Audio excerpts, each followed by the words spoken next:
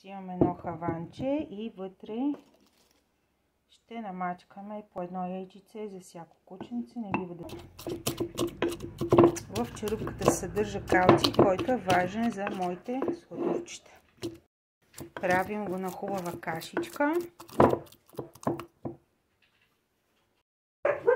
И така мажем го на филийка. По принцип не е хубаво да се дава хляб на кучета, обаче какво? Седни. Браво на момиченцето. Заповядай. Вкусно ли? Браво. Една доволна девойка, която вече си изяде следобедната закуска. Вкусно ли беше, мама? Вкусно. И така 7 порции за 7-то патенца. Още ли искаш? Еми, друг път пак. Не бива да се прекалява.